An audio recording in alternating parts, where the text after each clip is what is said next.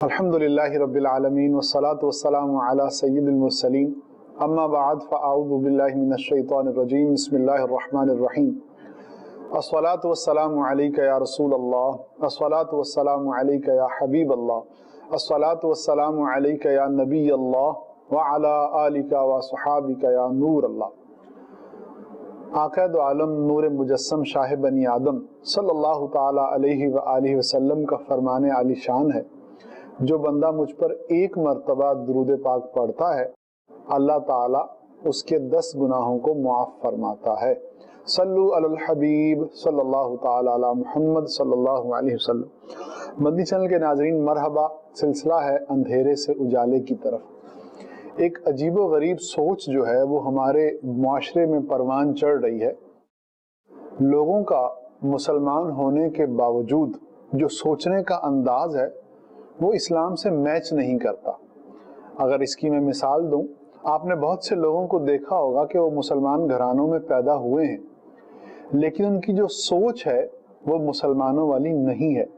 इसकी एक मिसाल, जैसे बहुत से लोग सोशल वर्क करना चाहते हैं, इंसानियत की खिदमत करना चाहते हैं। अच्छा, अब वो इंसानियत की खिदमत जिस अंदाज से करते हैं, जिन ज़राए को वो अपनाते हैं इस्लाम की खिदमत के लिए, वो ज़राए दुरुस्त नहीं होते। और जब एतराज़ किया जाए तो वो क्या कहते हैं? वो ये कहते हैं कि देखें, हम मुसलमान हैं क्योंकि हम मुसलमान घराने में पैदा हुए हैं। अब हम जो भी इल्मी काम करें या साइंसी काम करें या जिस तरीके से भी सोशल वर्क करें, हम नहीं चाहते कि मजहब जो है हमारे उस काम के अंदर आए। गोया कि ये लोग अपनी मर्जी का इस्लाम चाहते हैं। तो मुफ्ती साहब, ये लोग जो अपनी मर्जी का इस्लाम चाहते हैं, इनके बारे में आप क्या फरमाते हैं? बिस्मिल्लाहिर्रहमानिर्रहीम। देखिए, सबसे पहले तो ये बात है कि जैसे आपने कहा ना कि कुछ लोगों की ये सोच है, इस तरह की बातें करते हैं, इस पर गौर कर लें कि ये जो जुमले हैं, क्या ये किसी मुसलमान के हो सकते हैं या मुसलमान के होने चाहिए? इस तरह के जुमले कि वो ये कहे कि हम जो करना चाहते हैं वो हमें हमारी मर्जी के मुताबिक करने दिया जाए और इस्लाम जो है वो हमारे लिए रुकावट ना बने। देखिए, ये जो सोच परवान चढ़ रही है, सबसे पहले तो खुद इस सोच के ऊपर ही कलाम करने की हाजत है कि ये ज़हनियत, इस तरह के जुमले कहना ये कैसे हो सकता था। एक ज़माना था कि जब इस तरह के जुमले लोग सोचते भी नहीं थे और अब बोलते हैं। जो सोचते नहीं थे वो अब बोलते हैं। इसका मतलब ये हुआ कि कोई ऐसी तब्दीली, कोई ऐसी चीज़ हो रही है कि जिसकी वजह से सोच के अंदर ऐसी तब्दीली आ रही है। उसकी क्या वजह होती है? उसकी बहुत बड़ी वजह ये होती है कि हमारे लोग अपने बच्चों को ऐसे लोगों के हाथ में दे देते हैं जो उनको जो चाहे सिखाएं, जैसा चाहे उनका अकीदा बनाएं, जिस तरह चाहे उनको पलट दें, जैसे चाहे उनकी ज़हनियत बना दें। हमारे लोग दुनियावी तालीम चाहते हैं, एजुकेशन चाहते हैं और डिग्रीज चाहते हैं, अच्छी नौकरी चाहते हैं। अब उसके लिए वो गैर मुस्लिमों के हाथ में दे दें, वो दहरियों के हाथ में अपने बच्चों को दे दें, वो खुदा के ना मानने वालों को दे दें, वो इस्लाम पर इतराज़ करने वालों के हाथ में दे दें। और नतीजा ये होता है कि जब ये लोग जो बैरून मुल्क पढ़ने जाते हैं या अपने मुल्कों के अंदर भी ऐसे लोगों के पास जाते हैं, तो नतीजा ये होता है कि सोहबत रंग तो लाती है। असातिज़ा का एक मकाम व मर्तबा तो जहन में होता है और वो उस्ताद होते हैं, अपने मौजू पर उनकी गिरफ्त होती है, कायल करना वो जानते हैं, दलील देना उनको आता है। तो अब ये जो जाने वाले पढ़ने वाले जो स्टूडेंट्स हैं, इनका तो नॉलेज कुछ भी नहीं होता और जो इनको पढ़ाने वाले हैं उनकी ज़िंदगियां गुजरी होती हैं। जब वो अपने दलाइल के साथ किसी गलत चीज़ को भी पेश करते हैं तो चूंकि इनके पास कोई काउंटर आर्ग्यूमेंट है ही नहीं कि आगे से जवाब दे सकें, नतीजा ये होता है कि इनकी ज़हनियत बदल जाती है। अब ये देखें, हमारे दीन के अंदर तो मुतलकन बुरी सोहबत से, बुरे दोस्त से भी मना किया गया कि बुरा दोस्त ना बनाए। बुरा दोस्त ना बनाए तो बुरा उस्ताद बनाने का क्या हुक्म होगा कि जब बुरे दोस्त के असरात इतने हैं तो अगर उस्ताद ही गलत होगा तो उसके असरात कितने होंगे। आप यकीन करें कि हमारे वो लोग कि जो बैरून मुल्क पढ़ने जाते हैं, उनकी एक बड़ी तादाद होती है कि जिनका दीनो ईमान जो है वो इस्लाम के हवाले से बहुत बदल जाता है। कुछ ऐसे सआदतमंद होते हैं जिनकी यूँ कह ले कि बुनियादें मजबूत हैं, जिनका ख़ानदानी असरात उनके ऊपर होते हैं कि उनका ईमान बच जाता है। वरना हर एक का वो मामला नहीं होता कि खीरा ना कर सका मुझे जलवा दानिश फरंग, सुरमा है मेरी आंखा खाके मदीना नज। बहुत खूब। तो ये सबका मामला नहीं होता, ये जिसका मामला उस एक ही बंदे ने कह दिया। बकिया का जो हाल है उनमें अक्सरियत ऐसी होती है कि जो पढ़ के आती है बैरून मुल्क से, अगरचे वो पढ़ने मिसाल के तौर पे साइंस पढ़ने जाते हैं, इंजीनियरिंग पढ़ने जाते हैं, वो आर्ट्स पढ़ने जाते हैं, उनकी जो एजुकेशन का डिपार्टमेंट होता है वो डिफरेंट होता है, लेकिन चूंकि वहां पर ओवरऑल जो एक माहौल है वो टोटली गैर इस्लामी है, वो दहरियत पर मबनी है, वो इल्हाद पर मबनी है, वो खुदा के इनकार पर मबनी है, वो मोजज़ात के इनकार पर मबनी है, वो ऐसा माहौल है। तो जब एक बंदा उस इन्वायरमेंट में रहता है, वही गुफ्तगू सुनता है, उसी के दलाइल सुनता है, उसी की किताबें उसको मिलती हैं, तो नतीजा ये होता है कि आहिस्ता आहिस्ता जहन बदलता जाता है। आपने भी हो सकता है कईयों की ऐसी बायोग्राफीज पढ़ी हों, मैंने भी इस तरह के लोगों की बायोग्राफी पढ़ी है, यानी जिन्होंने खुद अपनी हालात ज़िंदगी लिखे कि हम बैरून मुल्क पढ़ने गए, पढ़ के जब वापस आए या वहाँ पर हमारे ख्यालात ऐसे थे, हमारे ख्यालात बदल चुके थे दीन के बारे में, ईमान के बारे में, इस्लाम के बारे में। मुझे याद है आज से चंद साल पहले की बात है, एक शख्स मेरे पास आया अपने बच्चे को लेकर, बच्चे से मुराद ये है कि बड़ी उम्र का, 25-30 साल का। उसने कहा जी इसको कुछ समझाएं, इसका जो है ना वो एतकाद बड़ा बदल गया।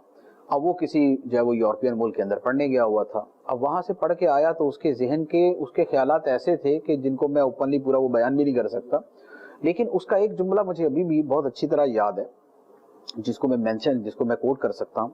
उसने जब मैं उसको बहुत सारी चीज़ें, मैं उसको कुरान पाक से दलाइल, हदीस से दलाइल देता रहा ना, और इस्लाम का मैं उसको बार बार ये कह रहा था, देखिए इस्लाम ये कहता है, इस्लाम का हुक्म ये है, हम मुसलमान हैं।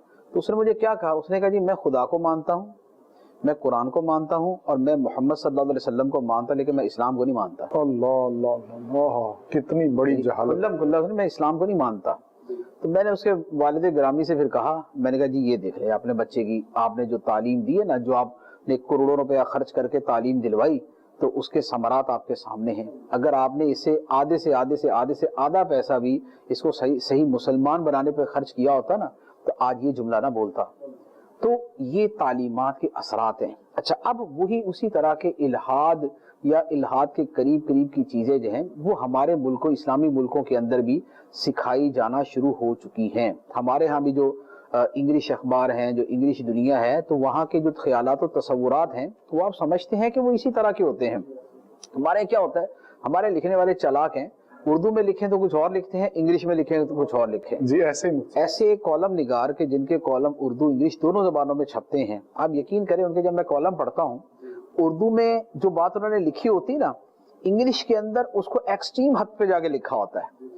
क्यों? इसलिए कि उन बेचारों का ज़हन ये होता है कि यार मौलवी को कौन सी इंग्लिश आती है, किसने पढ़ना तो किसने एहतिजाज करना। तो वो जो कैटेगरी है एजुकेटेड लोगों की, पढ़े लिखे लोगों की, इंग्लिश समझने समझाने वालों की, उन पर जो इफेक्ट जा रहा है वो उस अंदाज का जा रहा है। तो सबसे पहली बात तो मैं ये अर्ज करूंगा कि दीन के बारे में, दीन के खिलाफ, इस्लाम के खिलाफ जहां कोई सोच पैदा होती है, वहां अपनी औलाद को भेजकर उन्हें हलाकत में ना डालें, उनको हलाकत में ना डालें। कुरान पाक के अंदर अल्लाह तबारक व तआला ने इरशाद फरमाया कि क़यामत के दिन जो दोस्त की वजह से तबाह बर्बाद होगा और ईमान से महरूम होगा, वो क़यामत के दिन ये कह रहा होगा, या वैलता लैतानी लम अत्तखिज़ फलानन खलीला, हाय मेरी बर्बादी, हाय मेरी बर्बादी, काश के मैंने फलां को दोस्त ना बनाया होता, उसको मैंने दोस्त बनाया और उसने मेरा ईमान बर्बाद कर दिया। तो जैसे ये होगा ना कि फलां को मैंने दोस्त ना बनाया होता, तो ये भी होगा कि फलां को मैंने उस्ताद ना बनाया होता, ये भी होगा कि फलां इंस्टीट्यूट के अंदर मैंने ना पढ़ा होता, ये भी होगा कि मैंने जो दहरियत और इल्हाद सीखा, काश कि मैं फलां यूनिवर्सिटी के अंदर ना पढ़ा होता, मैं फलां कॉलेज के अंदर ना गया होता, काश कि मेरे माँ बाप मुझे वहां ना भेजते जहां पर मेरा दीनो ईमान बर्बाद हो गया, तबाह हो गया। तो सबसे पहले तो खुद इस सोच के एतबार से सोचने की बात है कि ये सोच जो पैदा हो रही है, इसके मनाबे क्या हैं, इसके सरचश्मे कहाँ हैं, ये कहाँ से ये सोच निकल रही है, कहाँ से ये सोच पैदा हो रही है। सबसे पहले तो उसी के ऊपर जो है वो पाबंदी होनी चाहिए और उसी को देखना चाहिए। मैंने खुद हमारे पाकिस्तान के अंदर मैंने एक शख्स को सुना, वो क्या बयान कर रहा है कि साइंस की एक किताब थी, ये पाकिस्तान के किसी सिलेबस के अंदर करिकुलम में छपी हुई, तो उसके साइंस की किताब के शुरू में कुछ आयात लिखी हुई थी, जैसे आयात होती ना कि कायनात में गौर करने के बारे में, इस तरह। तो वो उसके ऊपर क्या कह रहा है, वो प्रोफेसर उसके ऊपर बात क्या कर रहा है, वो कह रहा है कि यार साइंस की किताब में कुरान का क्या काम, क्यों आयतें लिखी हुई हैं, ये क्यों जनाब साइंस को भी मौलवी बनाने पे लगे हुए, क्यों साइंस को भी मुसलमान करने पे लगे हुए। ये मुसलमान कहलाने वाला बंदा कह रहा है, ये इस्लामी मुल्क के अंदर कह रहा है, ये इसलिए कुरान पाक की आयतों के बारे में कह रहा है। तो जब सोच इस हद तक मस्ख हो चुकी है, बिगड़ चुकी है, तो वहां पर दीन और ईमान का तहफ़्फ़ुज़ है वो बड़ा ही जरूरी हो जाता है। अच्छा, अब रही ये बात कि हम मुसलमान घराने में पैदा हुए तो लिहाजा हमारी जो है वो हमारे ऊपर कोई कदगन नहीं होनी चाहिए। तो अर्ज ये है कि सोशल वर्क का नाम, इल्मी कामों के ऊपर तो इस्लाम वैसे ही कोई पाबंदी नहीं लगाता, ठीक, उसके ऊपर तो इस्लाम खुद प्रोमोट करता है। हमने पिछले सिलसिले में इस पर कलाम किया और भी कई सिलसिलों में कलाम कर चुके हैं कि कुरान जो है वो तो हमें खुद कायनात के अंदर गौर व फिक्र करने की दावत देता है। चीज़ें ईजाद होती हैं लोगों की मनफत के लिए, लोगों के नफ़े के लिए, कम्फर्ट्स के लिए, लोगों को नफ़ा पहुंचाना, ये दीन के बुनियादी उसूलों में से है। हमारे दीन ने हमें फरमाया लोगों में बेहतरीन वो है जो लोगों को नफ़ा देने वाला है। लिहाजा आप नफ़े के लिए आप जनाब एयर कंडीशन ईजाद करें, आप कारें ईजाद करें, आप जहाज ईजाद करें, आप इससे भी आगे कोई चीज़ ईजाद कर ले, वो आएगी तो इसी के अंदर ना कि लोगों को नफ़ा पहुंचाया। तो जो लोगों को नफ़ा पहुंचाने वाला वो बेहतरीन आदमी है। लिहाजा इल्मी साइंसी चीज़ों के ऊपर तो कोई कदगन नहीं।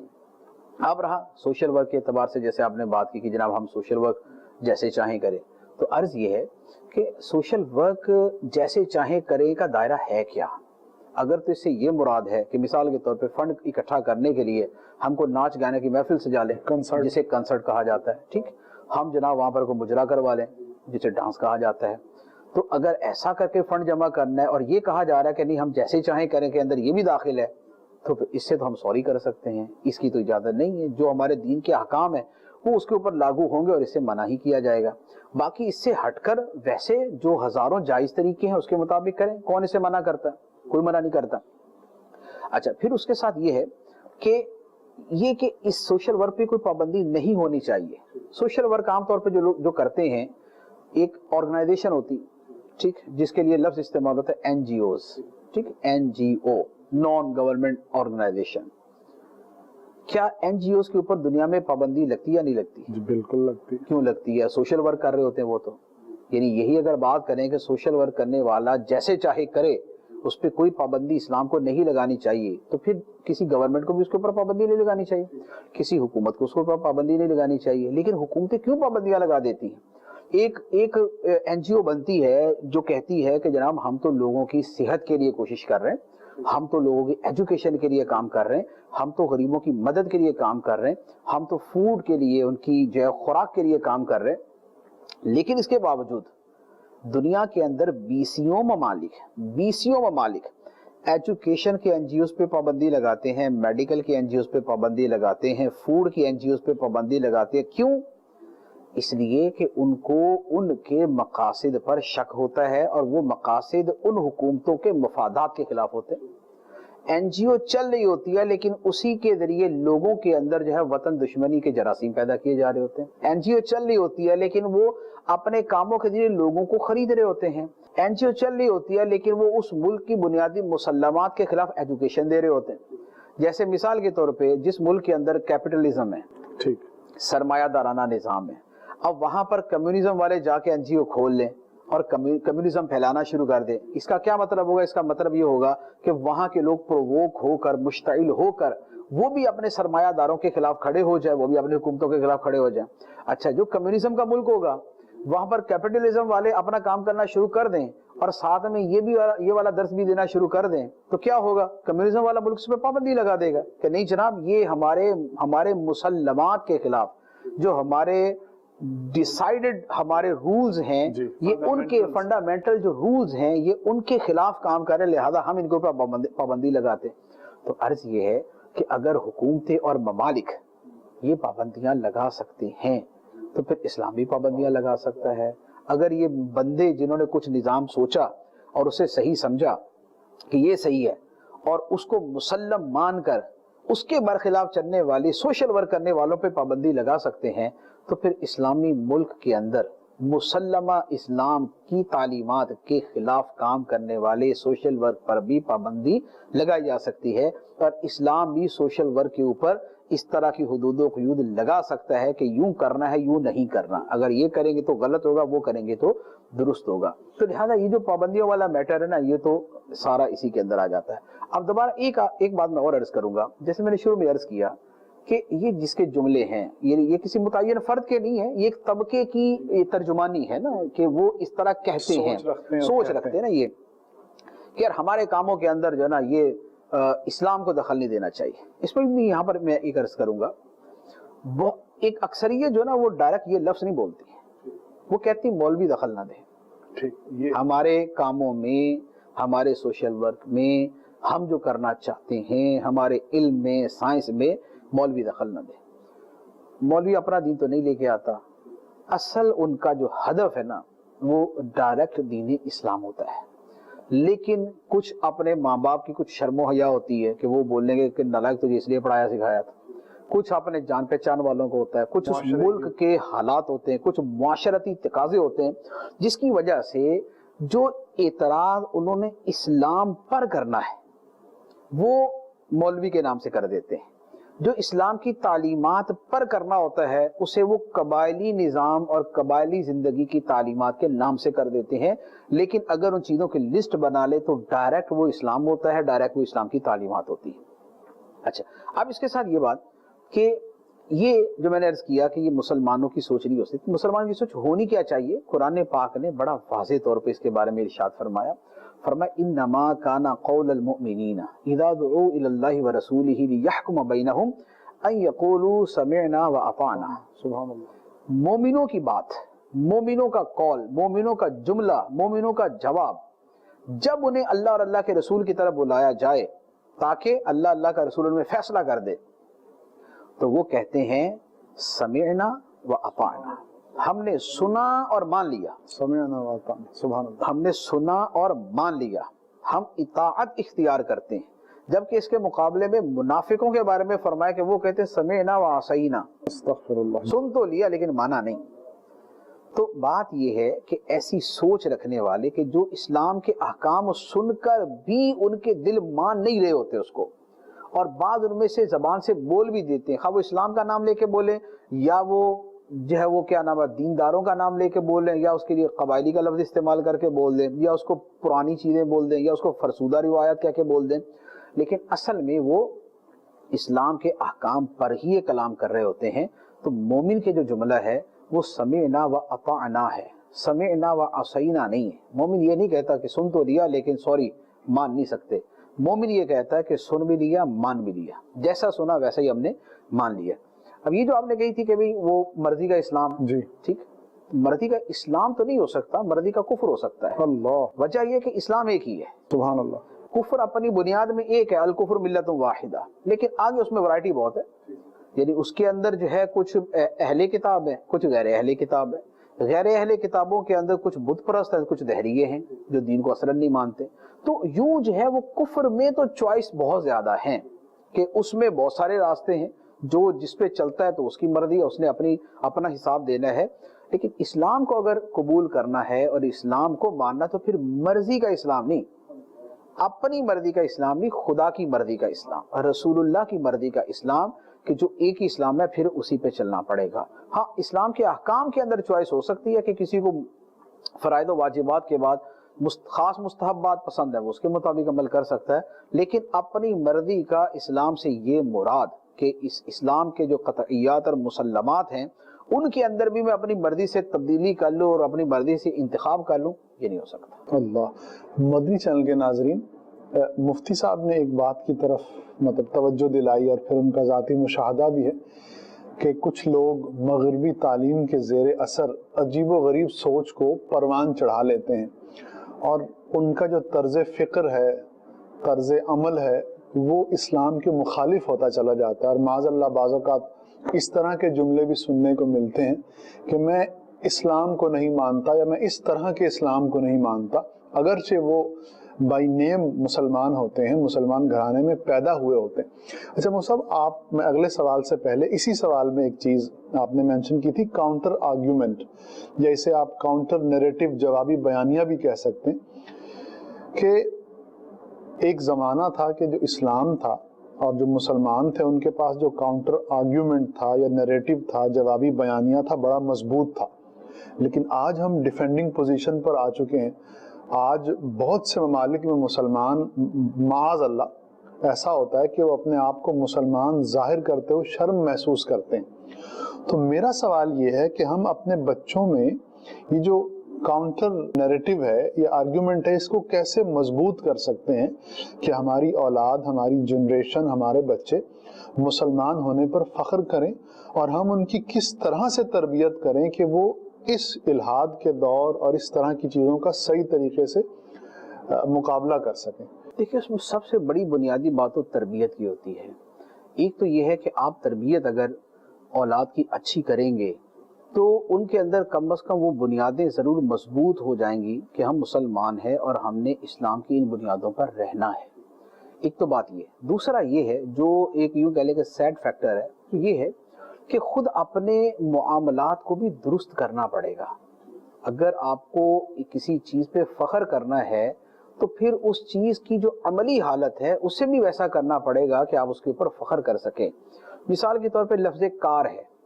لفظ کار ہے بہت اچھی، ایک کار کا لفظ آتے ساتھ ایک اچھا تاثر آتا ہے نا اس کے بعد. خاص طور پہ غریب معاشرے کے اندر لفظ کار جو ہے وہ ایک یوں کہہ لیں کہ اسٹیٹس کی ایک علامت ہے.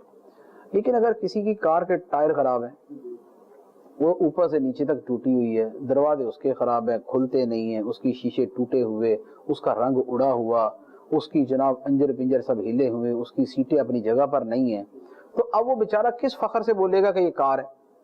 وہ نہیں بول سکتا. اچھا، اب حالانکہ وہ کار ہے، ٹھیک، وہ کار ہی. بات یہ ہے کہ ہمارا دین اسلام بذات خود انتہائی خوبصورت ہے. اپنی تعلیمات کے اعتبار سے، اپنے لانے والے کے اعتبار سے، اپنے ابتدائی زمانے کے اعتبار سے، سبحان اللہ، اپنی تعلیمات کی حقیقت کے اعتبار سے، سبحان اللہ، وہ ایسا ہے کہ اس کی نہ مثل ہے نہ مثال ہے، اس جیسی کوئی چیز ہے ہی نہیں.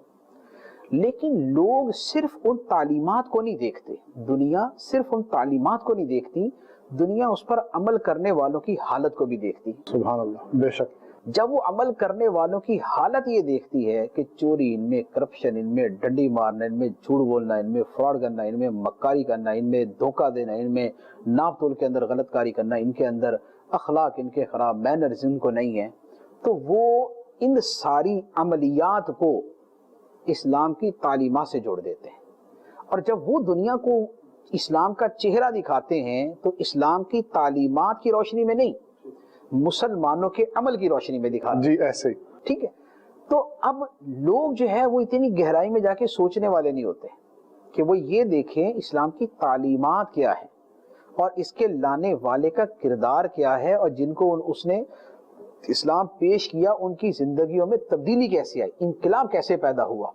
لوگ ان مثالوں کو سامنے نہیں رکھتے، لوگ اپنے سامنے موجود چیزوں کو دیکھتے ہیں. ٹھیک، بہت خوب. ایسے جب غیر مسلموں کے سامنے مسلمانوں کی موجودہ زندگی آتی ہے کہ یار یہ پستی میں ہیں، یار ان کے اخلاق اچھے نہیں ہیں، یہ جو ہے وہ فلاں غلط کام کرتے ہیں، ان کے اخلاقیات درست نہیں، تو وہ اسلام کو سمجھتے ہیں کہ یہ اسی کے اثرات ہیں. تو ایک تو عمل مسلمانوں کا مجموعی طور پہ ایسا سامنے آتا ہے. دوسرا، آج کے دور میں اسلام کی تعلیمات کو اس لیول پر، جس لیول پر اور جس سٹینڈرڈ پر پیش کرنا چاہیے تھا، اس کے پیش کرنے کے اندر بہرحال کمی ہے. وہ یوں ہے کہ اسلام کے خلاف تو 1000 کتاب چھپتی ہے، اسلام کی فیور میں شاید ایک چھپتی ہے. جی ایسے ہی. اسلام کے خلاف کام کرنے والے ہزاروں ہیں، لیکن اسلام کی فیور میں کام کرنے والے بہت تھوڑے ہیں. اچھا، جو اسلام کے خلاف کام کرنے والے ہیں ان کی تہذیب دنیا میں غالب ہے، جبکہ اسلام کے نام لیواؤں کی تہذیب دنیا کے اندر مغلوب ہے. تو یہ جو بہت سارے فیکٹرز خارجی طور پہ جمع ہو جاتے ہیں، یہ وہ ہیں کہ جن کی وجہ سے لوگوں کے سامنے اسلام کا وہ اصل چہرہ نہیں آ پاتا. اب یہ کہ ہمارے بچے کیسے اسلام کے اوپر جب وہ پراؤڈ فیل کریں اور کیسے اس کے اوپر فخر محسوس کریں، اس کا یہی ہے کہ اگر وہ حقیقتاً بچوں کو باعمل بنا دیا جائے تو وہ خود بخود اس کے اوپر فخر کریں گے. ایک بچہ جو ہے اگر اس کے مینرز اچھے ہیں، اگر اس کا کردار اچھا ہے، اگر اس کی گفتگو اچھی ہے، اگر اسے زندگی گزارنے کا طریقہ آتا ہے، اگر وہ کاروبار دیانتداری کے ساتھ کرتا ہے، اگر اس کا لوگوں کے ساتھ ملنا بہت اچھے انداز میں ہے، وہ ملنسار ہے، خوش اخلاق ہے، مروت والا ہے، تو اس کو شاید زبان سے بولنا بھی نہ پڑے. اللہ اس کا کردار بولے اس کا کردار بولے گا. سبحان اللہ. اور اگر اس نے بولنا ہی ہے تو صرف اس کا اتنا بول دینا کافی ہے کہ جناب یہ میرے دین کی تعلیمات ہے, یہ میرے اسلام نے مجھے سکھایا ہے. اب یہ میرے اسلام نے مجھے سکھایا کا ایک جملہ جتنا اثر کرے گا نا, وہاں بڑی بڑی کتابیں اتنا اثر نہیں کر سکتی. سبحان اللہ, بہت خوب. تو اگر اپنے بچوں کے بارے میں یہ خیال ہے اور ہونا چاہیے کہ ہمارے بچے سچے مسلمان بھی ہوں اور اسلام پہ فخر بھی کریں, تو پھر ان کی تربیت ایسی کریں کہ انہیں خود اپنے کردار پہ فخر ہو اور اپنے ماں باپ کے کردار کو بھی فخریہ پیش کر سکے. نہ یہ کہ اپنے ماں باپ کے کردار کو بیچارے کی مینشن ہی نہ کر سکے. جس کا باپ جو ہے وہ کرپٹ ہوگا, جس کا باپ رشوت خور ہوگا, سود خور ہوگا, جس کا باپ جو ہے ظالم ہوگا, اس کا بچہ کہاں سے کہہ سکتا ہے کہ جناب دیکھیں اگر اسلام کے تعلیمات کے اثرات دیکھ رہے تو میرے والد صاحب کو دیکھیں. وہ بیچارہ مڑ کے بول ہی نہیں سکتا کہ میرے والد صاحب کے یہ کرتوت ہیں. تو اپنا کردار اچھا کریں, بچے کے سامنے آئیڈیل اس کو بنا کے پیش کریں کہ اسلام کی تعلیمات یہ, پھر بچے کو تعلیم بھی دیں اور اس کو عمل بھی سکھائیں, اس کو تربیت بھی دیں, تاکہ وہ اپنے عمل کی وجہ سے کہہ سکے, کسی کو کوئی اس کے سامنے بات کرے تو اس کو بول سکے کہ بھائی تم کیسے کہہ سکتے ہو اسلام غلط ہے, اسلام نے میری تربیت کی ہے, میں خود اپنی زندگی کو سمجھتا ہوں کہ میری زندگی کیسی ہے اور میری زندگی کیسی گزری ہے. تو یہ ایک طریقہ ہو سکتا ہے. مدنی چینل کے ناظرین, آج اس دور میں ہمیں اپنے بچوں کی تربیت کی جتنی ضرورت ہے شاید اس سے زیادہ کبھی نہ رہی ہو. اللہ اکبر, کیا حالت ہے کہ مسلمان گھرانے میں ہی پیدا ہونے والا بچہ عجیب و غریب صحبتوں کی وجہ سے اور مغربی تعلیم کے زیر اثر اور دنیا کی چکا چوند روشنیوں کے زیر اثر آ کر ایسی سوچ اپنے ذہن میں پیدا کر لیتا ہے اور اپنے اور اللہ سبحانہ و تعالیٰ کے درمیان ایسے بیریئر کھڑے کر دیتا ہے کہ وہ خدا کی ذات کا عرفان کبھی حاصل کر ہی نہیں پاتا, وہ کبھی بھی اسلام کے اصل چہرے سے روشناس نہیں ہو پاتا, اور وہ مسلمان گھرانے میں پیدا ہونے کے باوجود اندھیروں میں گھرا رہتا ہے. اللہ تعالی ہمیں اپنے بچوں کی صحیح طریقے سے تربیت کرنے کی توفیق عطا فرمائے. اچھا مفتی صاحب, ایک اور چیز ہمارے معاشرے میں, مبلغین پر اعتراض. لوگ کہتے ہیں کہ مبلغین میں خرابی آ گئی ہے, تبلیغ درست طریقے سے نہیں ہو رہی. تبلیغ کا اثر یہ ہوتا ہے کہ لوگ نعت والی رنگ ٹون تو لگا لیتے ہیں لیکن سود کھانا نہیں چھوڑتے. لوگ آیتیں واٹس اپ تو کرتے ہیں لیکن وہ خود کرپشن میں مبتلا ہوتے ہیں, ان آیتوں پر ان کا اپنا عمل نہیں ہوتا. تو اس طرح کے لوگ مبلغین پر اعتراض کرتے ہیں اور یہ کہتے ہوئے نظر آتے ہیں کہ ایسی تبلیغ کا کیا فائدہ کہ جب اس تبلیغ کا معاشرے پر کوئی اثر ہی نظر نہیں آتا. دیکھیے, عرض یہ ہے, مبلغین پر کلام ایک اعتبار سے ہو بھی سکتا ہے, ایک اعتبار سے نہیں بھی ہو سکتا ہے. اس کے لیے میں ایک مثال عرض کرتا ہوں. دیکھیے, ایک ڈاکٹر ہے, اس کا کام کیا ہے؟ اس کا کام ہے مرض کی تشخیص کرنا اور دوا بتا دینا اور پرہیز بتا دینا. یہ تین ہی کام کر سکتا ہے. پرہیز بتا دے گا یہ نہ کیجیے گا, دوائی بتا دے گا یہ کھا لیجیے گا, نسخہ لکھ دے گا, اور اس کے ساتھ مرض کی تشخیص کر دے گا کہ آپ کا مرض یہ.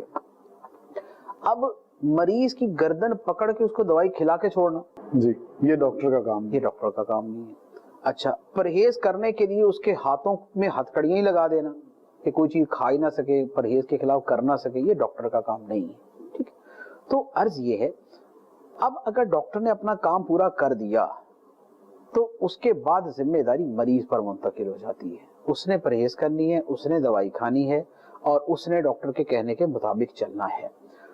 اگر ایک ڈاکٹر صحیح تشخیص کر کے صحیح نسخہ دے دیتا ہے تو اب بلیم کسی بھی صورت ڈاکٹر پر نہیں آ سکتا. اس کے باوجود اب لوگ پرہیز نہیں کرتے, لوگ بیمار رہتے ہیں اور وہ سارے کام کرتے ہیں جو ان کو ڈاکٹر نے منع کیے ہوتے ہیں, تو بیمار رہتے ہیں, تو اب ان کا قصور ہے. ٹھیک, لیکن اگر ڈاکٹر نے تشخیص ہی غلط کی, اس نے دوائی صحیح نہیں دی, اس نے پرہیز صحیح نہیں بتایا یا بتائی نہیں, اب ڈاکٹر کا قصور ہے. تو کچھ جو برڈن ہے بلیم کا وہ ڈاکٹر پر آتا ہے بعض صورتوں میں, بعض صورتوں میں نہیں آتا. لیکن جیسے بعض صورتوں میں ڈاکٹر پر بلیم نہیں ہے, اسی طرح مبلغین پر بھی بعض صورتوں میں نہیں ہے. وہ کیا ہے؟ مبلغ کا کام ہے کہ وہ دین کی صحیح بات پہنچا دے, صحیح عقیدہ بتائے, صحیح علم بتائے, عمل کی صحیح راہ دکھائے, صحیح اسلامی تعلیمات بتا دے. اس کا کام اتنا ہے. چوری سے منع کرے ان کو, اس کی وعیدیں سنائے, بدکاری سے منع کرے, اس کی وعیدیں سنائے, شراب سے منع کرے, اس کی وعیدیں سنائے, کرپشن سے منع کرے, اس کی وعیدیں سنائے. اس کا کام یہ ہے. اب اس کے بعد اس کا یہ کام نہیں ہے کہ وہ ہاتھ میں ڈنڈا لے کے لوگوں کے پیچھے پیچھے پھرے کہ جو مسجد میں نہیں جاتا اس کو میں بیچ کے چھوڑوں گا، جو کرپشن کرتا اس کے ہاتھ توڑ کے چھوڑوں گا. یہ اس کا کام نہیں ہے، یہ حکومت کا کام. ٹھیک ہے.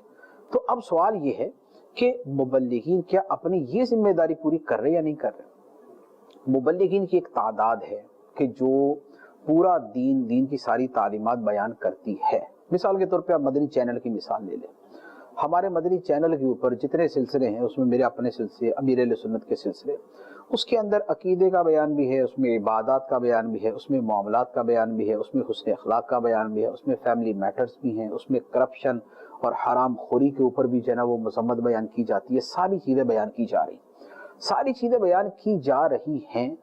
اب اس کے بعد یہ کام نہیں ہے کہ اب ہم اپنے لوگوں کو ڈنڈے دے کے لوگوں کے گھروں پر بھی بھیج دیں کہ اب عمل بھی کروا کے آنا ہے. اب اس کے بعد لوگوں کی ذمہ داری ہے.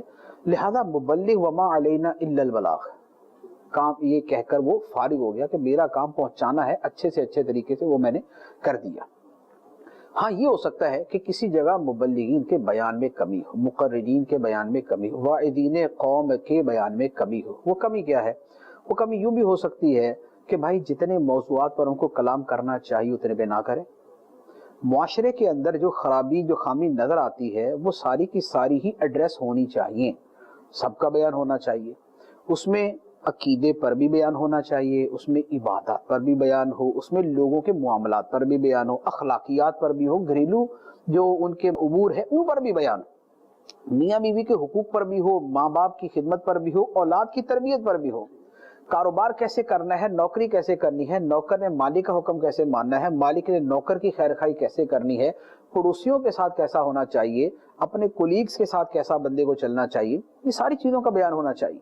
اب اگر کسی کے بیان میں یہ کمی ہے کہ وہ سارے موضوعات کو ایڈریس نہیں کرتا تو یہ اس کی خامی ہے، اس کا ازالہ ہونا چاہیے، اس میں کوئی شک نہیں. لیکن جو یہ سب کچھ کرتے ہیں اور اس کے باوجود بھی لوگ نہیں سدھرتے تو اب یہاں پر لوگوں کا قصور ہے کہ لوگ اس کے اوپر عمل نہیں کر رہے. لیکن اب میں اس کے اوپر ایک بات عرض کروں گا کہ آپ نے جیسے ایک دو مثالیں دی کہ بھئی لوگ انہوں نے موبائل میں تو نعت کی ٹیونز رکھی ہوتی ہیں اور آیات بھیج رہے ہوتے ہیں دوسروں کو، آیات پہ آیات، روزانہ ایک حدیث نبوی اور ایک آیت قرآنی اور ایک اچھی بات، ایک قول زرین، یہ بھیج رہے ہوتے ہیں. اس کے باوجود کرپشن بھی کر رہے ہوتے ہیں، لوگوں کا مال بھی کھا رہے ہوتے ہیں، ملاوٹ بھی کر رہے ہوتے ہیں، ڈنڈے بھی مار رہے ہوتے ہیں، جھوٹ بھی بول رہے ہوتے ہیں، گناہوں کے اندر بھی مبتلا ہوتے ہیں، ہر سال عمرے پہ بھی جا رہے ہوتے ہیں، پیچھے پیمنٹ والے رو رہے ہوتے ہیں کہ بھائی صاحب عمرے پہ چلے گئے، ہماری پیمنٹ تو دیتے جاتے ہیں، ہمارا قرض تو ادا کر دیتے. تو عرض یہ ہے کہ یہ جو چیز ہے کہ نعت کی رنگ ٹیونز ہیں، نعت کی ٹیونز ہیں، یا وہ عمرے کر رہے ہیں، یا وہ نمازیں پڑھ رہے ہیں، یا وہ تسبیح کر رہے ہیں، یا وہ آیتیں سینڈ کر رہے ہیں، اور اس کے ساتھ وہ کرپشن بھی کرتے ہیں، وہ ملاوٹ بھی کرتے ہیں، وہ جھوٹ بھی بولتے ہیں، وہ دھوکہ بھی دیتے ہیں. تو سوال یہ ہے کہ کیا یہی کرتے ہیں؟ کیا نمازی ہی یہ سارے کام کرتے ہیں یا جو نماز نہیں پڑھتے وہ بھی یہی کرتے ہیں؟ کیا نعتوں کی ٹیونز رکھنے والے ہی یہ کرتے ہیں یا گانوں کی ٹیونز رکھنے والے بھی یہی حرکت کرتے ہیں؟ کیا عمرہ کرنے والے ہی ملاوٹ، کرپشن، جھوٹ، دھوکہ دیتے ہیں یا جو حج فرض ہونے کے باوجود نہیں کرتے وہ بھی یہی حرکتیں کرتے ہیں؟ تو عرض یہ ہے دونوں طرح کے لوگ ہی کرتے ہیں. جس کی نعت کی ٹیونز ہے وہ بھی وہی حرکتیں کر رہا ہے، جس کی گانے کی ٹیونز ہے وہ بھی وہی کر رہا ہے، جو آیتیں بھیج رہا ہے وہ بھی وہی کر رہا ہے، اور جو گانوں کے شعر بھیج رہا ہے وہ بھی یہی کر رہا ہے، جو عمرے پہ جا رہا ہے وہ بھی یہی کر رہا ہے، اور جو پیرس کی سیر کر کے آ رہا ہے وہ بھی یہی کر رہا ہے. ٹھیک. تو اس کا مطلب یہ ہوا کہ خرابی کی وجہ کچھ اور ہے. خرابی کی وجہ یہ تو نہیں ہو سکتی کہ یہ مسجد جاتا ہے، نماز پڑھتا ہے، عمرہ کرتا ہے، یہ آیتیں بیچتا ہے. نہیں، خرابی کی وجہ نہیں. خرابی کا جو منبع ہے وہ کہیں اور ہے. وہ کیا ہے؟ وہ ہے سب سے جو بڑی چیز ہے وہ ہے ہماری تربیت نہ ہونا. اللہ، ہماری اجتماعی معاشرتی تربیت نہ ہونے کے برابر ہے، نہ ہونے کے برابر ہے. آپ یقین کریں کہ آپ روڈوں پہ نکلتے ہیں، آپ کسی گلی محلے میں جاتے ہیں، آپ کسی پبلک پلیس پہ جاتے ہیں، جو لوگوں کی اخلاقیات، جو لوگوں کے معمولات آپ کے سامنے آتے ہیں تو سر جو ہے وہ شرم سے جھک جاتا ہے کہ یہ قوم ہے یا کوئی ہجوم ہے، یہ ہے کیا؟ یہ پارکوں میں جائیں گے تو وہاں جا کے جو ہے نا وہ اوباش قسم کے لوگوں کو سوائے لڑکیاں تاڑنے کا کوئی کام نہیں ہے، لڑکیاں چھیڑنے کے کام نہیں ہے، ان کو دیکھنے کے کام نہیں، شور مچانے کا کوئی کام نہیں ہے۔ یہ گلی محلے میں یہ چھلکا کیلے کا ادھر پھینکا، آم کا ادھر پھینکا، گلی محلے ان کے ایسے ہیں۔ ان کو گاڑی پارک کرنے کی تمیز نہیں ہے، موٹر سائیکل جہاں دل کری کھڑی کر دیں گے، رکشے والے جناب جہاں دل کرے گا کھڑا کر دیں گے، چنگچی چلانے والوں کے کارنامے آئے دن سامنے آتے رہتے ہیں، بسیں چلانے والے جناب طلبا کو جناب نیچے کچل دیں گے، طالبات کو نیچے کچل دیں گے، فٹ پاتھ پہ چڑھا دیں گے، ٹرین ہماری ٹائم پہ نہیں آئے گی، جہاز ہمارا ٹائم پہ نہیں آئے گا۔ تو یہ کیا ہے یہ سارا کچھ؟ اس کا مطلب یہ ہوا کہ بھئی جہاں پر وقت کی پابندی نہیں ہے تو اس کا مطلب ہے کہ وقت کی پابندی کی تربیت نہیں دی گئی ان کو۔ جہاں یہ وعدہ نہیں پورا کر رہے تو اس کا مطلب یہ ہوا کہ وعدہ پورا کرنے کی ان کی تربیت نہیں کی گئی۔ جہاں پر ان کی بد اخلاقی، ان کی بد نگاہی عام ہے، اس کا مطلب یہ ہوا کہ ان کو خوف خدا نام کی کوئی چیز نہیں بتائی گئی۔ جہاں پر یہ چھلکے ادھر ادھر پھینک رہے ہیں، اس کا مطلب یہ ہوا کہ ان کو مینرز نہیں سکھائے گئے، ان کو صفائی نہیں سکھائی گئی، ان کو حقوق العباد نہیں سکھائے گئے، ان کو لوگوں کے ساتھ کیسے رہنا نہیں سکھایا گیا۔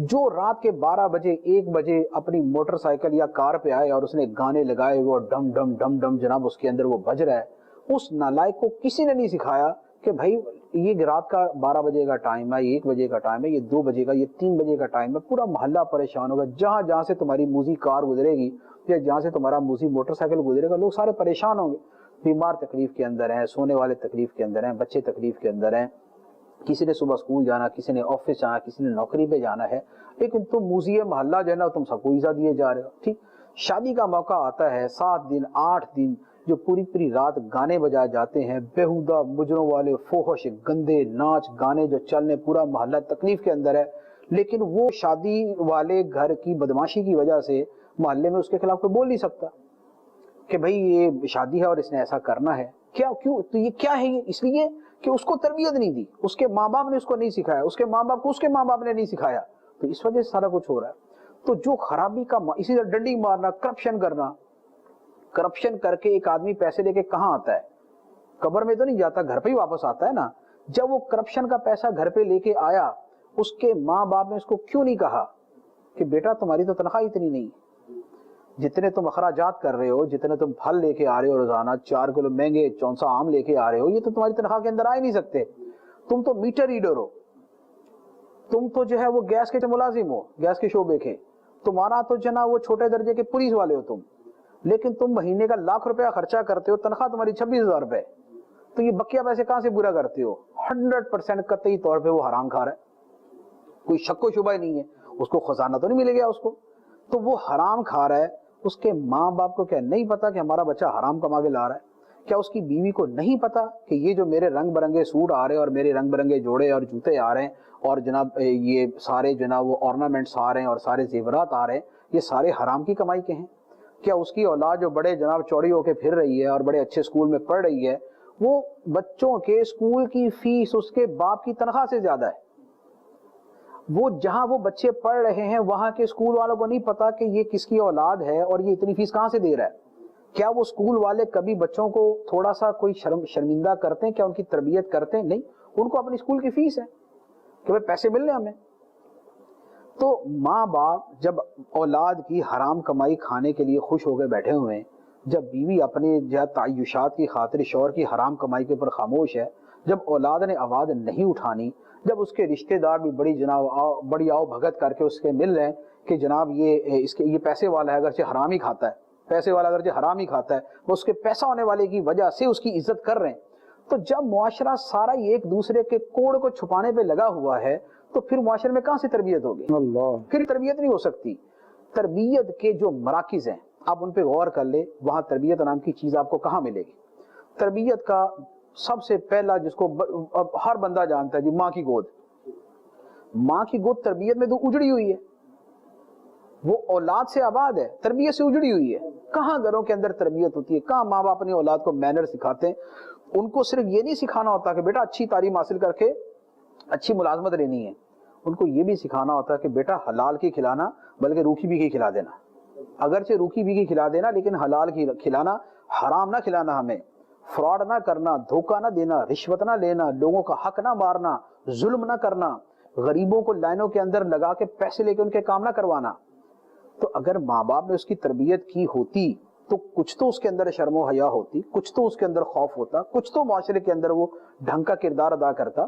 ایسا تو نہیں ہے کہ سارے ماں باپ تربیت کیے جا رہے ہیں لیکن اولاد ہی اتنی جناب نالائق آگے سے نکل رہی ہے کہ سارے ہی غلط ہیں۔ اس کا مطلب یہ ہوا کہ یہاں تربیت ہی نہیں ہو رہی۔ تھوڑی بہت جو لوگ تربیت کرتے ہیں ان کے اثرات آگے ان کی اولاد کے اندر نظر بھی آ جاتے ہیں، لیکن چونکہ اکثریت تربیت نہیں کرتی اس لیے آگے پھر ویسے ہی معاملہ چل رہا ہے۔ اچھا، اس کے بعد دوسری تربیت کیا ہوتی ہے؟ اسکول کے اندر، کالجز کے اندر، یونیورسٹیز کے اندر یہ جتنے کرپشن والے محکمے ہیں، ٹھیک ہے، جب کرپشن کا لفظ بولے وہ محکمہ ذہن میں آتے ہیں، وہ محکمے بولے تو فوراً رشوت اور کرپشن کے لفظ سامنے آ جاتے ہیں، ٹھیک ہے نا۔ ایسے کئی مترادف اللازم و ملزوم ہیں، یہ سارے کے سارے کیا مدرسوں سے پڑے ہوتے ہیں؟ بہت خوب۔ یہ کرپشن کے محکمے جتنے ان کے اندر ملازمین ہوتے ہیں، یہ ہمارے معاشرے کے اندر دیکھ لیں، پھل بیچنے والا، رکشہ چلانے والا، بس چلانے والا، کپڑا بیچنے والا، سبزی بیچنے والا، اور جو ہے وہ یہ سیمنٹ سریا بیچنے والا، ان کے ٹھیکے دار، ان کی تعمیرات کرنے والے، یہ سارے مدرسے سے پڑے ہوئے ہیں، یہ سارے ان پڑھ جاہل ہیں، یہ سارے زیرو پڑے ہوئے ہیں، یہ اسکول کا منہ دکھا ہوا۔ ان میں بڑی تعداد وہ ہے کہ جن کی کو 8-10 کلاسیں تو اسکول کے اندر پڑھی ہوں گی نا انہوں نے، تو وہ جو 8-10 سال اسکول میں گزارے، ان 8-10 سالوں کے اندر ان کی کوئی تربیت ہوئی تھی یا نہیں؟ نظر تو نہیں آ رہا جی، بہت خوب۔ اگر تربیت ہوئی ہوتی تو یہ جو کرپشن کے پوری لہنیں لگی ہوئی ہیں، محکموں کے محکمے جناب نام اپنا روشن کر کے بیٹھے ہوئے کرپشن کے اندر، تو آخر کچھ تو ان کے اندر ڈھنگ کے ہو نا۔ 1% ہو جانا کچھ نہیں ہے، اکثریت کا اعتبار ہوتا ہے، لیکن یہاں تو 80% سے زیادہ جو ہے وہ کرپشن کے اندر ڈوبے ہوئے، رشوت کے اندر ڈوبے ہوئے، اور جو ہے غلط کاریوں کے اندر ڈوبے ہوئے۔ تو اس کا مطلب یہ ہوا کہ یہ قوم مدرسے سے نہیں نکلی تھی، یہ قوم اسکولوں سے نکلی تھی، یہ کالجز سے نکلی تھی۔ تو اسکول کالج نے ان کی تربیت نہیں کی، تو جو دوسرا سب سے بڑا مرکز تھا، سب سے بڑا مرکز وہ اسکول تھا، وہاں تربیت نہیں ہوئی۔ اچھا، اس سے آگے تیسرا جو سورس ہے یا تیسرا جو انسٹیٹیوٹ کہہ لیں تربیت کا، وہ ہے میڈیا۔ ٹھیک، بہت خوب۔ ہر بندہ ٹی وی دیکھتا ہے جی، اس زمانے میں ہر بندہ ٹی وی، 99% لوگ ٹی وی دیکھتے ہیں، اور اگر ہم مردوں کو لے لیں تو اس سے بھی زیادہ ہوں گے نا، ہو سکتا ہے عورتیں بزی ہو، نہیں دیکھتی ہوں، ذوق نہیں ہے، شوق نہیں ہے۔ جو ٹی وی دیکھنے والے ہیں، ذرا آپ ٹی وی چینلز سب کی ایک لسٹ بنا لیں، ایک مہینے کے سارے پروگراموں کی لسٹ بنا لیں، خواہ وہ ڈرامے والے چینلز ہیں، یا وہ فلموں والے ہیں، یا وہ ٹاک شوز والے ہیں، یا وہ پولیٹیکل ہیں، یا وہ کسی اور چیز کے ہیں۔ ان میں تربیت کہاں ہے؟ ان میں انسانیت کہاں ہے؟ ان میں چھوٹے بڑے کی تمیز کہاں سکھائی جاتی ہے؟ ڈراموں کے اندر سکھائی جاتی ہے، جس میں بےہودگی، آوارگی، فحاشی، عیاشی، بے حیائی کے علاوہ شاید ہی کوئی چیز ہو، جن کے اندر یہ دکھایا جاتا ہے کہ لو سٹوریاں کیسے ہوتی ہیں، اور لڑکیاں کیسے جناب وہ کی جاتی ہیں، اور تعلقات کیسے بڑھائے جاتے ہیں، محبتیں کیسے کی جاتی ہیں۔ ڈرامے تو یہ سکھا رہے ہیں۔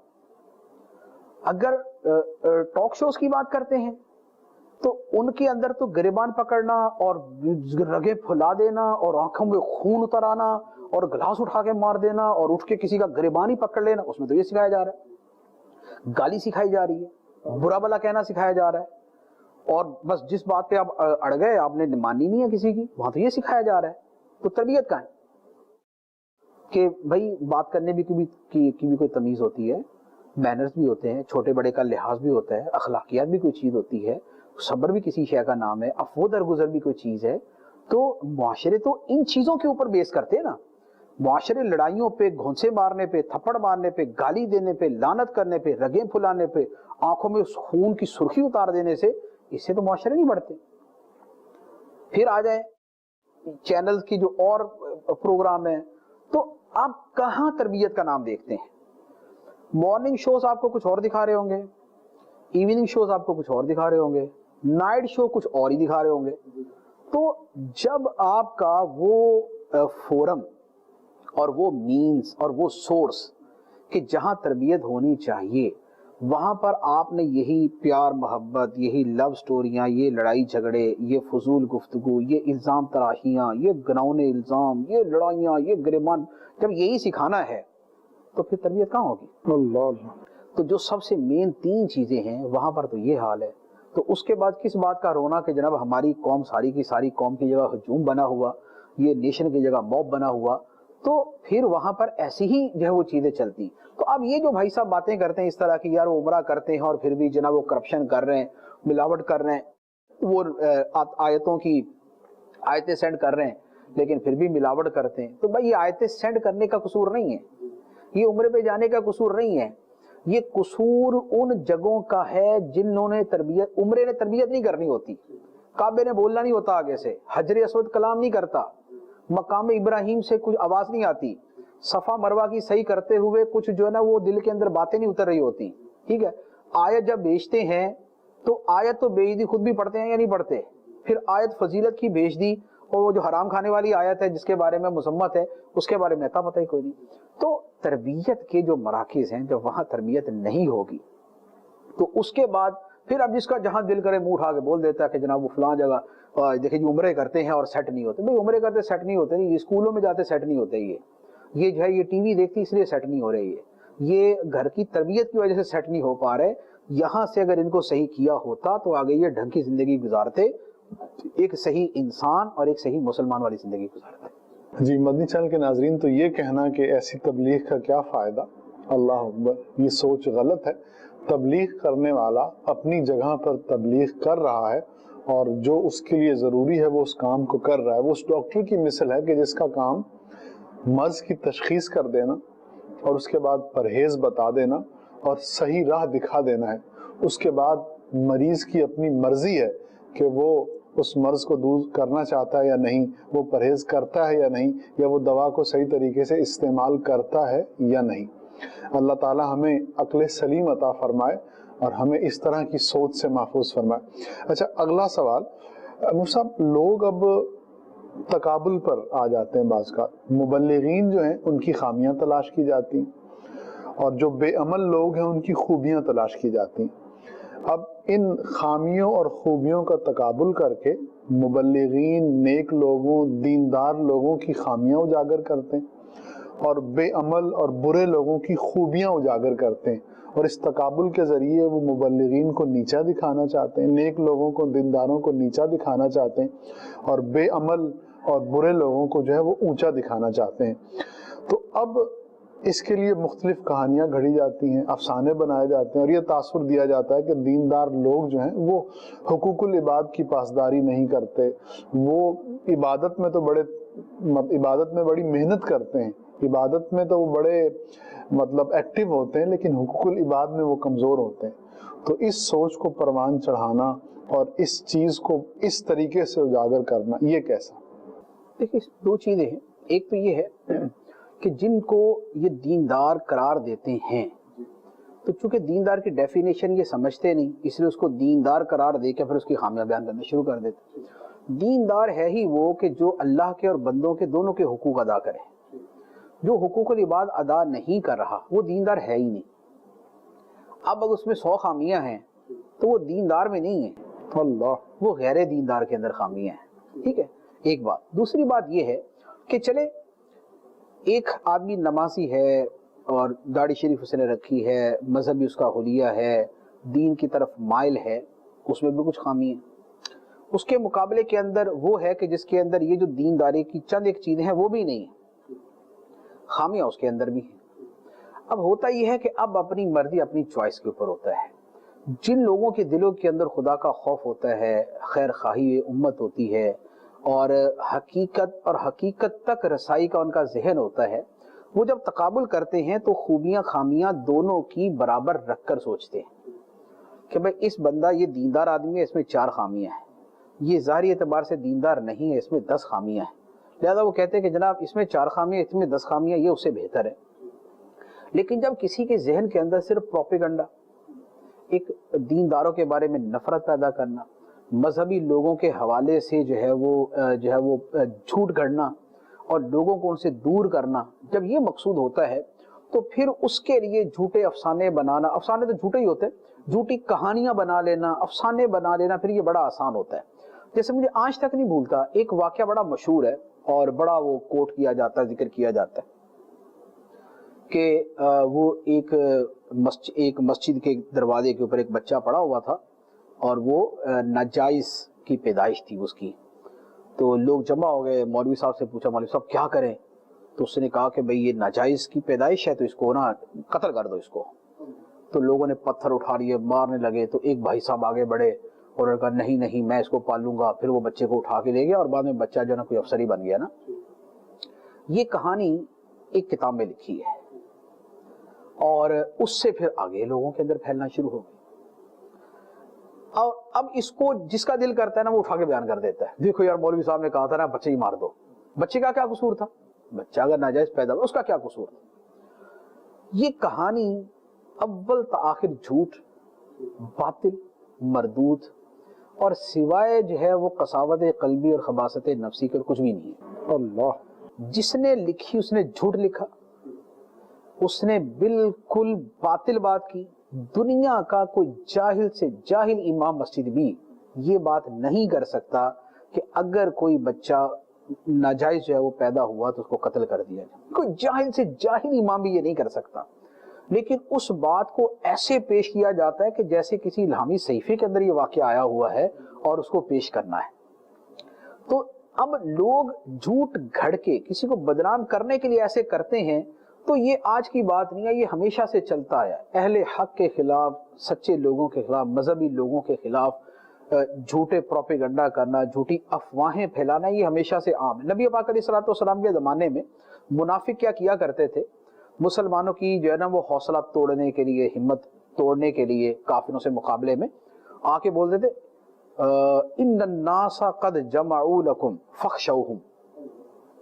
قرآن کی آیت ہے کہ بھئی لوگوں نے تو تمہارے لیے لشکر جمع کر لیے, ڈرو ان سے. تو اللہ تعالیٰ فرماتا ہے کہ جو سچے ایمان والے تھے ان کا ایمان بڑھ جاتا تھا. سبحان اللہ. کہ اگر لشکر جمع کیے تو ہم بھی مقابلہ کر کے دیکھیں. سبحان اللہ سبحان اللہ. لیکن منافق یہی کرتے تھے کہ وہ ایک جھوٹی افواہ بنا لیتے تھے, حالانکہ لشکر اتنے جمع نہیں ہوتے تھے, لیکن مسلمانوں کی ہمت توڑنے کے لیے اور ان کی حوصلہ شکنی کے لیے ان کو بڑھا چڑھا کے بیان کرتے تھے. آج کے زمانے میں بھی یہی ہوتا ہے کہ مسلمانوں کے مقابلے میں کافروں کی چیزیں ایسی بڑا چڑھا کے بیان کی جا رہی ہوتی کہ واہ جی واہ, واہ جی واہ, کیا بات ہے. جیسے یہ ابھی ایک مشہور وہ چیز ہے نا, تیزاب عورتوں پہ پھینکا جاتا ہے, حرام ہے, کبیرہ گناہ, شدید ترین یعنی گناہ ہے یہ. اب اس کا کیا کرتے ہیں, وہ سارا ملبہ اٹھا کے جو نا وہ جیسے وہ پاکستان میں ڈال دیتے ہیں نا, یہ پاکستان میں ہی ہوتا ہے اٹیکس جو ہاں یہ یہاں پر ہوتا ہے. اور وہ ایک صاحب نے اس نے کسی یورپین ملک کے وہ سارے فیگرز اور فیکٹس جو ہے نا وہ جمع کیے, پتہ چلا کہ ان کی تعداد ہم سے زیادہ ہے. اللہ, جو ایسڈ اٹیکس ہے وہ ہم سے بھی زیادہ ہوتے ہیں. اچھا, اسی طرح قتل و غارت گری ہے. آپ یقین کریں جو دنیا کے بڑے بڑے مشہور ممالک ان میں بعض اوقات ہم سے بھی زیادہ ہے. اللہ. اچھا, یہ جو عورتوں پہ وہ ہے جنسی حملے جو ہے نا, جو سیکشول ہراسمنٹ جو ہے, یہ پڑھے لکھے ملکوں میں اور ترقی یافتہ ملکوں میں ہم سے بھی زیادہ ہے. اللہ. لیکن ہمارے والوں کو چونکہ ہمارے ہی ملک کے اوپر سارا ملبہ گرانا ہوتا ہے تو لہذا ہمارے والے ادھر کے اعداد و شمار جمع کر کے سال کے آخر میں بتا دیتے, دیکھو یار تم لوگ, شرم نہیں آتی تم لوگوں کو, کیسے ہو تم لوگ, ان کو دیکھو کیا شان ہے ان کی, کتنے اچھے اچھے ملک ہیں. وہ کبھی اچھے ملکوں میں جا کے دیکھے اور مما اہل خانہ کے جا کے دیکھے, پھر پتہ چلتا ہے اچھے کتنے ملک ہیں. تو عرض یہ ہے کہ یہ پروپیگنڈا جھوٹ جو ہے نا, اس کا تو مقابلہ ہی ہو سکتا ہے. اس کو صرف اس کی مذمت کر کے اس کا گزارا نہیں ہوتا. وہ ہاں یہ ہے کہ کم از کم مسلمان کو اپنے دین و ایمان کی وجہ سے اتنا ضرور چاہیے کہ جب اس کے پاس کوئی خبر آئے تو بغیر اس کے شرعی ثبوت کے اس کی تصدیق نہ کرے, بغیر شرعی ثبوت کے اس کی تصدیق نہ کرے. بغیر شرعی ثبوت کے اس بات کو آگے پھیلا دینا یہ ناجائز و حرام ہے. ہوتا کیا, کسی کے بارے میں خبر ملتی کہ جناب اس نے تو ایسا کیا, اس کو اسی وقت جناب اس کو واٹس ایپ, سوشل میڈیا, یہ وہ سب کر کرا کے پھیلا دیا اس سے. بعد میں بدلا ایسا تو ہوا ہی نہیں تھا, ایسا تو ہوا ہی نہیں تھا. کبھی خبر آتی وہ فلاں وہ بڑے مولانا صاحب نا وہ کرپشن کے اندر گرفتار ہو گئے, جیل میں چلے گئے, 2 بندوں کے قتل کا الزام ہے, 10 لاکھ بندوں تک خبر پہنچی ہوئی ہے. اگلے دن پتہ چلتا ہے وہ جناب تو ٹی وی پہ بیٹھے ہوئے جناب وہ کوئی تقریر کر رہے ہیں, جیل کی جگہ وہ گھر میں ہے اور کوئی ایسا مسئلہ ہی نہیں ہے. تو خبریں سن کر آگے پھیلا دینے والا جو کام ہے نا, اس کے حوالے سے بڑا محتاط رہنا چاہیے. یہ آج کے زمانے میں تو خبر آئے صحیح تو اسی وقت پیڑ پھول کے باہر, اور جناب اسی وقت اس کو جب تک بتائیں گے نہیں طبیعت نہیں ٹھیک ہوتی. لیکن یہ بڑا عجیب و غریب رویہ ہے. یہ ایک جدا گانا جو ہے وہ معاشرتی خرابی ہے جس کے اوپر بہت زیادہ جو ہے نا غور کرنے کی حاجت ہے. کسی کو بدنام کر دیتے ہیں, لاکھوں لوگوں تک اس کی بدنامی پہنچ جاتی ہے اور بعد میں پتہ چلتا ہے اس کی بیسی کوئی نہیں. تو بہرحال عرض کرنے کا مقصد یہ ہے کہ جو دینداروں کے خلاف پروپیگنڈا کرتا ہے، کہانیاں گڑتا ہے، افسانے بناتا ہے، مرنا اس نے بھی ہے، خدا کی بارگاہ میں جواب اس نے بھی دینا ہے، دیکھ لے اپنی قبر کو کالی کر رہا ہے یا قبر کے اندر روشنی کا انتظام کر رہا ہے۔ اللہ اکبر۔ مدنی چینل کے ناظرین، اندھیرے سے اجالے کی طرف یہ تھیں چند باتیں جو آج ہم نے کی، یہ تھے چند سوالات اور ان کے جوابات۔ انشاءاللہ دوبارہ اسی سلسلے کے ساتھ پھر حاضر ہوں گے۔